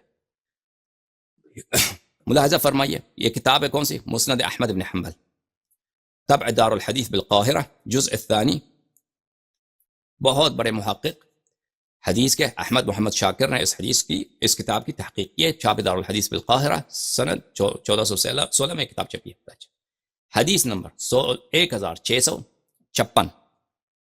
1656. اس کیا فرمایا؟ اسناد صحیح حدیث ہے نا. اچھا، ابن عباس سے روایت ہے، قریب روایت کرتے ہیں ابن عباس سے، انہو قال له عمر نے ابن عباس کو اس طرح پکارا، یا غلام، اے لونڈے، اے لڑکے، یا غلام، یہ لڑکے، کیونکہ ابن عباس سن میں کم ہے، نوجوان ہے. رسول پاک صلی اللہ علیہ وسلم کے وفات کے وقت نوجوان تھا، 13-15 سال اس کی عمر ہے اس زمانے میں. تو عمر کے خلافت میں 17 سال، 16 سال، 18 سال. اب پتہ نہیں کہ عمر کے خلافت کے کس حصے کی بات ہے. اے غلام، هل سمعت من رسول اللہ صلی اللہ علیہ وآلہ او من احد من اصحابہ اذا شک الرجل فی صلاته ماذا يصنع؟ دیکھیں، اس کو خود شکیات نماز کا حکم نہیں ہے، ابن عباس سے پوچھتا ہے. ابن عباس، اے غلام، اے لڑکے، تو نے کبھی سنا ہے رسول پاک صلی اللہ علیہ وسلم سے تجھے پتہ ہے کہ انہوں نے کیا فرمایا کہ نماز میں آدمی کو اگر شک ہو تو کیا کرے؟ رکعت میں شک ہوتا ہے کہ کتنے رکعتیں پڑھی ہیں انسان. تو آپ نے ان سے پوچھا ہے رسول پاک صلی اللہ علیہ وسلم نے، یا کسی صحابہ سے، تم بتاؤ نا. کیونکہ یہ عبداللہ ابن عباس نوجوان ہے، عمر اس سے سیکھنے کی کوشش کرتا ہے، کیونکہ اس سے زیادہ شرم کی بات نہیں ہے نا، ایک بڑا آدمی اس سے کوئی دیکھ نہیں رہا، اس سے پوچھ رہا ہے. تو عبداللہ ابن عباس نے اس کا جواب نہیں دیا.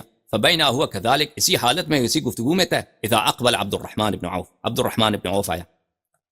فقال فیما انتما، عبد الرحمن ابن عوف کو پتہ چلا کہ خلیفہ جو ہے اس سے پوچھ رہا ہے کوئی بات. خلیفہ جو ہے ایک نوجوان لڑکے سے سیکھنے کی کوشش کر رہا ہے. فقال، کیا بات ہو رہی ہے؟ عمر نے کہا، سألت هذا الغلام هل سمعت من رسول الله صلی اللہ علیہ وآلہ او احد من اصحابه اذا شک الرجل في صلاته ماذا يصنع؟ اے عبداللہ ابن عباس، کیا تو نے عبد الرحمن ابن عوف کو عمر نے جواب دیا کہ میں نوجوان سے سوال کر رہا تھا کہ کیا اس نے رسول پاک صلی اللہ علیہ وآلہ وسلم یا کسی صحابی سے اس نے سنا ہے کہ اگر انسان کو نماز میں شک ہو تو وہ کیا کرے چارہ کار کے. اور عزیزو یہ شک نماز جو ہے نماز میں شک کرنا یہ کوئی غیر مبتلا بہ نہیں ہے کہ انسان کو کبھی پیش، یہ تو عام پیش آتا ہے. انسان کو شک ہوتا ہے کہ بھئی 3 رکعت پڑھی 4 پڑھی 4 ختم کیا یہ غلطی سے آپ 5ویں رکعت میں چلے گئے. انسان کو شک ہوتا ہے دوسری رکعت ہے تیسری رکعت، یہ تو ہمیشہ ہوتا ہے انسان کو. یہ تو کوئی ہاں، مگر یہ کہ کہہ دیں کہ آپ عمر معصوم ہے. اگر معصوم ہے تو عبداللہ ابن عباس سے کیوں پوچھ رہا ہے؟ اگر اس کو معلوم ہے تو عبداللہ ابن عباس سے کیوں پوچھ رہا ہے؟ معلوم نہیں ہے نا، تبھی تو پوچھ رہا ہے، سیکھنے کی کوشش کر رہا ہے، علم حاصل کرو.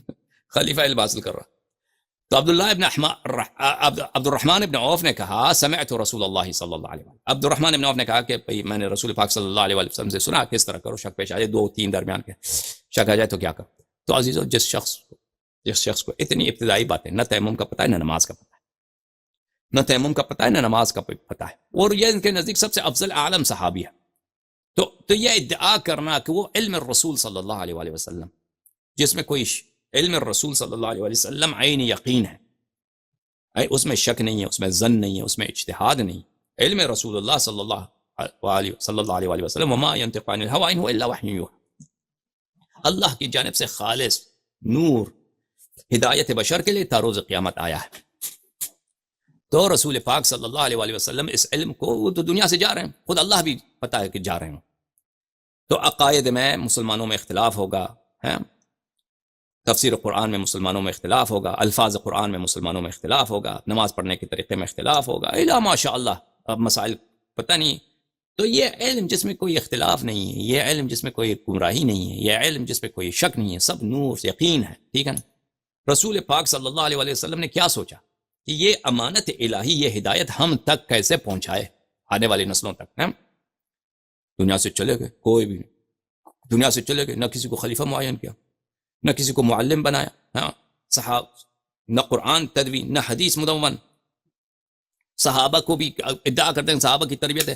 صحابہ میں سے جو آپ کے نزدیک سب سے افضل ہے عمر، اس کے علم کا یہ حالت ہے، اس کی علم کا یہ حال خدا جانتا ہے. اگر ہم عمر کی جہل میں 40 تقریر کرنا چاہیں تو 40 تقریر کر سکتے ہیں کہ اس کے جہل کے واقع وہ خود اقرار کرتا تھا کہ بلے کل الناس افقہ منی حتی العجوزات، کہ سب لوگ مجھ سے عالم ہیں، افقہ ہیں، حتیٰ کہ عورتیں اپنے پردوں میں.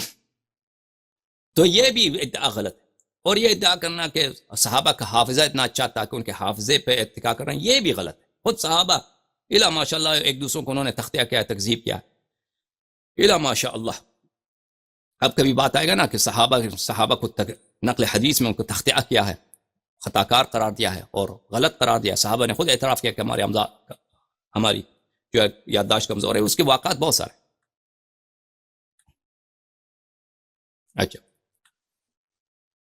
اچھا یہ صحابہ علمی لحاظ سے. اب آتے ہیں صحابہ عملی لحاظ سے. وقت وفات الرسول صلی اللہ علیہ وآلہ وسلم کیا وہ اپنا جانشین کوئی تعین نہ کریں، قرآن متفرق، حدیث غیر مدون. اچھا اب اکثر لوگ ابھی تازہ مسلمان ہوئے ہیں، جو لوگ پرانے مسلمان ہوئے ہیں ان میں بھی بہت سارے منافق ہیں، بہت سارے جاہل ہیں، جیسے ابھی مثال ہم آپ کو دکھا چکے ہیں. اچھا ان کی جو عملی حالت کیا ہے؟ جماعت عمریہ ہمیشہ یہ کہتے ہیں کہ اوہ صحابہ کون تھے، وہ یہ تو مصطفیٰ صلی اللہ علیہ وآلہ وسلم کے شیدائی غلام تھے، جان نثار لوگ تھے. رسول پاک صلی اللہ علیہ وسلم حکم دیں تو یہ بھائی جو بھی حکم دے وہ بجا لائیں، اور رسول پاک صلی اللہ علیہ وسلم کے وہ اتنے عزت کرتے تھے. دیکھیں عزیزو، یہ باتیں عوام کو بیوقوف بنانے کے لیے. صحابہ ہم انکار نہیں کرتے کہ صحابہ میں ایسے مخلص لوگ تھے، لیکن یہ کہنا کہ سب صحابہ اس طرح تھے یہ غلط ہے، یہ غلط. قرآن میں بہت ساری آیات ہیں، سورہ برات کے آپ آیات دیکھیں گے، اتنے کتنے آیات ہیں، 10 آیات ہیں جو صحابہ ہی کی مذمت میں کہ تم رسول کی اطاعت نہیں کرتے. الا ماشاء صلی اللہ علیہ وسلم. بات بہت لمبی ہے. صحابہ کی میں حالت بتاؤں. کتاب ہے سقیم بخاری، چاپ دار حیات تراث، چاپ کہاں ہے؟ چاپ دار الفکر للطباعت والنشر والتوزیع بیروت. یہاں پہ کتاب الفتن صفحہ نمبر 1773، حدیث نمبر 7049. روایت ہے نبی کریم صلی اللہ علیہ وآلہ وسلم سے، انا فرتکم علی الحوض، فرتکم علی الحوض، میں آپ سب سے پہلے حوض کوثر پہنچاؤں گا قیامت کے دن. فرت بولتے ہیں اس شخص کو جو دوسروں سے پہلے پہنچتا ہے. انا فراتکم، میں آپ سب سے پہلے پہنچوں گا کہاں پہ؟ حوض پہ. لَيُرْفَعَنَّ إِلَيَّ رِجَالٌ مِّنْكُمْ. مخاطب کون ہے عزیزو؟ مجلس میں اس وقت کون بیٹھے تھے؟ رسول پاک صلی اللہ علیہ وسلم. تابعین بیٹھے تھے، تابعین بیٹھے تھے. اس زمانے میں جب رسول پاک صلی اللہ علیہ وسلم ایک جملہ کہتا ہے، اس جملے کے مقصود کیا ہے عزیزو؟ مجلس میں کون بیٹھے ہیں؟ مخاطب کون ہے؟ اگر وہ مراد نہیں ہے تو کون؟ یہ کیسے ہو سکتا ہے کہ یہ حدیث آنے والے نسلوں کے لیے ہو، خطاب ان سے ہو، اور رسول پاک صلی اللہ علیہ وسلم تصریح بھی نہ کرے کہ یہ آنے والوں کی بات ہے، تمہاری بات نہیں. یہ کیسے ہو سکتا ہے؟ مگر یہ وہی، اگر میں آپ کہیں مجلس میں بیٹھے ہیں، آپ کہتے ہیں کہ مجلس والے لوگوں سے کہتے ہیں کہ میں آپ کو کھانا کھلاتا ہوں.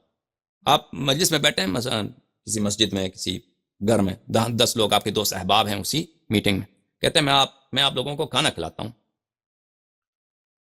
آپ نے ایک تو اس سے مراد کون ہے؟ میں آپ لوگوں کو کھانا کھلاتا ہوں. تو وہی مجلس میں جو لوگ بیٹھے ہیں، میٹنگ میں جو لوگ اسی مراد ہے. اگر بعد میں آپ کہتے ہیں کہ نہیں میری مراد یہ ہے کہ آنے والے نسلوں کو، یہ سب آپ کے عقل پہ ہنسیں گے، کہیں گے کیا بکواس ہے. یہ کسی زبان میں اس طرح نہیں ہوتا کہ آپ کسی شخص سے مخاطب ہوں، کسی گروہ سے مخاطب ہوں، اور بعد میں کہتے ہیں کہ نہیں یہ اس سے مراد میرے کو آنے والے نسل ہیں. انا فراتکم، میں آپ سب سے پہلے حوض پہ پہنچ جاؤں گا. لَيُرْفَعَنَّ إِلَيَّ رِجَالٌ مِّنْكُمْ، آپ میں سے بعض لوگ میرے نزدیک پہنچائے جائیں گے. آپ ہی میں سے کچھ حضرات میرے نزدیک پہنچائے جائیں گے. حَتَّى إِذَا أَهْوَيْتُ لِأُنَاوِلَهُمْ، کہ جب میں کوشش کرتا ہوں، جب میں قریب جاتا ہوں کہ میں ان کا ہاتھ تھام لوں تاکہ ان کو پکڑ کے اپنے پاس لے کے آؤں. میں جب جھک جاتا ہوں تاکہ ان کو پکڑ کے اپنے پاس لے کے آؤں. اختلجوا دونی، وہ میرے سے دور کیے جاتے ہیں. کچھ لوگ میرے نزدیک لائے جاتے ہیں، میں کوشش کرتا ہوں کہ جھک جاؤں، ان کو پکڑ کے اپنے پاس لے کے آؤں، پھر وہ میرے سے دور ہو جاتے ہیں، دور کیے جاتے ہیں. فَأَقُولُ اَيْ رَبِّ أَصْحَابِ، ان سے کہتا ہوں یا رب یہ تو میرے صحابہ ہیں، سبحان اللہ، یہ میرے صحابہ ہیں. فَيَقُولُ لَا تَدْرِي مَا أَحْدَثُوا بَعْدَكَ، خطاب آ جاتا ہے کہ آپ کو کیا معلوم، وَمَا أَدْرَاكَ مَا لَيْلَةُ الْقَدْرِ، آپ کو کیا معلوم لیلۃ القدر کیا ہے. رسول پاک صلی اللہ علیہ وسلم کو معلوم ہے لیلۃ القدر کیا ہے. یہ خطاب اس طرح جو کیا جاتا ہے یعنی تعظیم کے لیے، تفخیم کے لیے. مثلا میں کیا آپ سے کہتا ہوں کہ کیا بات ہے جناب، آپ کو کیا معلوم کہ وہ مسجد کتنا بڑا ہے. یہ اس کا مطلب یہ نہیں کہ آپ کو نہیں معلوم، اس کا مطلب یہ ہے کہ واقعی یہ مسجد بہت بڑا ہے. سمجھ میں آ رہی نا بات. فَيَقُولُ لَا تَدْرِي مَا أَحْدَثُوا بَعْدَكَ، آپ کو کیا معلوم، یعنی ان کا فتنہ اتنا عظیم ہے کہ انہوں نے آپ کے بعد دین میں کیا بدعتیں لائی ہیں. ٹھیک ہے نا. اگلی حدیث، رسول پاک صلی اللہ علیہ وسلم نے فرمایا کہ میں حوض میں جاؤں گا، میں آپ سب سے پہلے حوض میں پہنچ جاؤں گا. جو بھی شخص حوض میں آ جائے اور حوض میں سے پی لے تو اس کے بعد کبھی اس کو پیاس نہیں لگے گا. لَيَرِدُ عَلَيَّ أَقْوَامٌ أَعْرِفُهُمْ وَيَعْرِفُونِ، اقوام ایسے گروہ لوگ لائے جائیں گے، وہاں پر گروہ لوگ لائے جائیں گے میرے حوض پر. عارفہم، میں ان کو جانتا ہوں، وَيَعْرِفُونِ، وہ مجھے اچھی طرح جانتے ہیں. ثُمَّ يُحَالُ بَيْنِي وَبَيْنَهُمْ، پھر ان کو وہاں سے دور کیا جاتا ہے. ان کو کہتے ہیں آپ کو یہاں پہ اس مقدس مقام پہ حوض کوثر پہ بیٹھنے کی اجازت، یہ اٹھ جائے، ان کو جہنم میں دھکیل دیا جاتا ہے. اچھا، اور روایت اس طرح بہت. تو عزیزو، رسول پاک صلی اللہ علیہ وسلم نے کیا فرمایا؟ ہاں، صحابہ سے دنیا سے جا رہے ہیں، پتہ بھی ہے کہ جا رہے ہیں، قرآن غیر مدون، حدیث غیر مدون. ہاں، صحابہ کی کوئی علمی صلاحیت نہیں ہے، کوئی اتنی علمی صلاحیت نہیں کہ سب علوم جو رسول پاک صلی اللہ علیہ وسلم کے پاس ہیں وہ اگلے والے نسلوں تک پہنچائے جائیں. یہ کوئی ہے ہی نہیں صحابہ میں. وہ سب سے عالم ان کے نزدیک عمر ہے، حالت بتا دیا میں نے ان کو، آپ کو نماز بھی نہیں آتا اس کو. ٹھیک ہے نا. عملی لحاظ سے دیکھے جائیں صحابہ کی یہ حالت کو ان پہ رسول پاک صلی اللہ علیہ وسلم نے خود خبر دیا ہے کہ میرے بعد دین میں کیا کریں گے، بدعت لائیں گے، فتنے اتنے کے عظیم ہوں گے کہ یہ جہنمی ہو جائیں گے. یہ حوض کوثر پہ میں ان کی شفاعت نہیں کروں گا. ٹھیک ہے. صحابہ پہ پھر کیسے اطمینان؟ اچھا، مزید صحابہ کے مخالصات. یہ کتاب ہے سقیم بخاری، چاپ دار احیاء التراث، یہاں پہ صفحہ 1259 میں 1259 حدیث رقم 7129. عائشہ روایت کرتی ہے، قالت، عائشہ نے کہا، سمعت رسول اللہ صلی اللہ علیہ وآلہ یستعیذ فی صلاته من فتنة الدجال. اللہ اللہ اللہ اللہ، میں نے دیکھا کہ رسول پاک صلی اللہ علیہ وآلہ وسلم اپنی نماز میں دجال کے فتنے سے اللہ سے پناہ مانگتا ہے. ٹھیک ہے نا؟ دجال کا فتنہ بہت عظیم ہے، اس کو اب اس کے متعلق میں مزید نہیں کہتا. یہ روایت دیکھیے عزیزو، کتاب مسند احمد بن حنبل، الجزء الثامن والثلاثون، جلد نمبر 38، مؤسسۃ الرسالہ، سال 1431 میں کتاب چھپی ہے، صفحہ نمبر 334، حاشیہ رقم 3، حاشیہ نمبر 3، حاشیہ نمبر 3 میں کیا کہا؟ اسنادہ صحیح علی شرط الشیخین،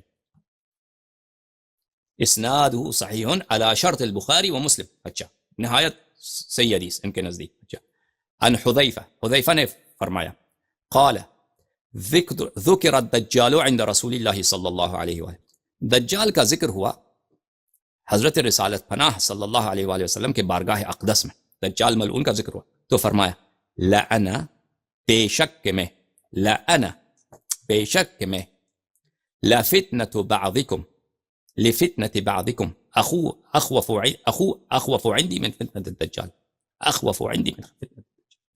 بے شک کہ اس طرح ہے کہ آپ میں سے بعض ایسے ہیں کہ ان کا فتنہ میرے نزدیک دجال کے فتنے سے زیادہ بھیانک ہے، زیادہ خوفناک ہے. میں ان کے فتنے سے زیادہ مجھے خوف ہے دجال کے فتنے سے. آپ لوگوں میں سے آپ کہیے کہ آگے والے نسلوں کو کہا، یہ بیوقوفی بات ہے کہ آگے والے نسلوں کے بتا، مجلس میں جو لوگ بیٹھے ہیں، صحبت میں جو، انہی سے خطاب ہے کہ آپ میں سے لوگ ایسے فتنے کریں گے، اللہ اللہ اللہ، کہ ان کا فتنہ دجال کے فتنے سے اعظم ہے، اکبر ہے. ٹھیک ہے نا؟ تو میرے عزیزو آپ بتائیے، قرآن غیر مدون، سنت غیر مدون، صحابہ کی کیا حالت ہے؟ وفات رسول صلی اللہ علیہ وسلم کو علمی کوئی علم، بعض عالم ہوں گے صحابہ میں، لیکن اس طرح کے ان کے علم پہ اعتبار کیا جاتا ہے، اور وہ سب علم جو رسول پاک صلی اللہ علیہ وسلم کے پاس ہے، سب احکام الدین جس میں کوئی شک نہیں ہے، وہ علم سب کہاں گیا؟ رسول پاک صلی اللہ علیہ وسلم کے مرنے کے بعد وہ دنیا سے ختم، دنیا سے ختم. آنے والے نسلیں کیا کریں گے؟ یعنی اللہ نے اپنے حبیب کو بھیجا ایسے ماحول میں، خوب یاد رکھیے، اتنا علم دیا کہ ان سے کوئی بھی سوال کیا کریں وہ جواب دیتا ہے، ان کے جواب میں کوئی شک نہیں ہوتا، کوئی ظن نہیں ہوتا، وہ یقینی جواب دیتے ہیں. اللہ کے جو دین ہوتا ہے وہ دنیا سے چلے گئے ہیں. معاشرہ کیا، مدینے کا اس وقت کا کیا تھا، کیا آبادی تھی، پاپولیشن تھا، 4-5 ہزار. عرب کا کیا تھا، 1-2 لاکھ لوگ تھے. ان کے لیے اتنا بڑا معلم بھیجا، اور قیامت تک جتنے لوگ ہیں سب اس علم سے محروم. ہمارے پاس کیا احادیث ہیں جو غیر مطمئن، جو صحیح حدیث ہے وہ بھی قطعی الصدور نہیں ہے، اور وہ بھی کم ہے. باقی علماء کا جھگڑا ہے کہ یہ کچھ احادیث ہیں صحیح ہیں یا ضعیف ہیں، اور کچھ احادیث جو مسائل پہ حدیث نہیں، وہ اپنی جیب سے حکم بناتے ہیں، کہتے ہیں اجتہاد ہے. وہ اپنے دل سے حکم بناتے ہیں، کہتے ہیں یہ اجتہاد، وہ اجتہاد کے متعلق آئیں گے. تو ایسے رسول اس ماحول میں کیوں نہیں بھیجا یا اللہ، کہ ان کے ہر بات ریکارڈ ہو جاتی کم از کم. ہاں، ان کا سب خطبے ریکارڈ ہو جاتے، آنے والے نسلوں تک وہ کوئی شک نہیں رہتا. ٹھیک ہے نا؟ اس معاشرے میں بھیجا. اب صحابہ کا کیا حالت ہے عزیزو؟ صحابہ کا کیا حالت ہے؟ علم کے لحاظ سے ہم نے دکھایا آپ کو کہ علم کوئی نہیں. عمل کے لحاظ سے بھی صحابہ ایسے نہیں قابل اطمینان ہو. جب خود رسول پاک صلی اللہ علیہ وسلم کہہ رہے ہیں کہ یہ فتنے میں، یہ دجال سے بھی زیادہ فتنے کڑے کر دیں گے، اور کڑے کر دیے انہوں نے. ابو بکر کی خلافت، عمر کی خلافت دجال کے فتنے سے، ہم ثابت کریں گے انشاءاللہ آنے والے دنوں کہ یہ دجال کے فتنے سے بھی اعظم ہے. اور بتایا بھی کہ ان میں سے بہت سارے اقوام ہوں گے، گروہ ہوں گے، جن میں صحابہ میں سے جہنم جائیں گے. تو صحابہ میں بھی اتقاب ہی نہیں. ٹھیک ہے. اب کیا بتائیں گے آپ کو عزیزو؟ اب بتائیں گے آپ کو آگے والے حلقات میں کہ رسول پاک صلی اللہ علیہ وسلم نے خبر دی کہ میرے بعد تم 73 فرقوں میں تقسیم ہو جاؤ گے، 73 فرقوں میں تقسیم ہو جاؤ گے. اور یہ بھی بتایا کہ سب فرقے جہنم میں جائیں گے سوائے ایک فرقے کے. اور یہ بھی بتایا رسول پاک صلی اللہ علیہ وسلم کہ میرے بعد بہت سارے خلیفہ ایسے آئیں گے، امام ایسے آئیں گے جو شیطان ان سے بہتر ہے. اور رسول پاک صلی اللہ علیہ وسلم نے بتایا کہ میرے بعد ایسے امام آئیں گے کہ ان کا فتنہ دجال سے بھی بڑا ہو. یہ بھی بتایا رسول پاک صلی اللہ علیہ وسلم. تو اس کے باوجود یہ سب جانتے ہوئے یا اللہ تجھے معلوم ہے، تو آپ کے حبیب کو معلوم ہے، تو امامت کے مسئلے پر، خلافت کے مسئلے پر، اور یہ سب علم و ہدایت جو رسول پاک صلی اللہ علیہ وسلم آنے والی نسلوں تک پہنچانے کے لیے، یہ کیوں تعین نہیں کیا؟ کیوں تعین نہیں کیا؟ کیوں یہ طریقہ کار نہیں بتایا؟ یہ انشاءاللہ ابھی کیونکہ میں 1.5 گھنٹے بات کر چکا ہوں، میں اس کو مزید استمرار نہیں دیتا، انشاءاللہ یہ اگلے حلقات پہ آپ سے بات ہوگی۔ ابھی جو ہے میں آپ کے کالز لینے کی کوشش کروں گا میرے عزیزوں۔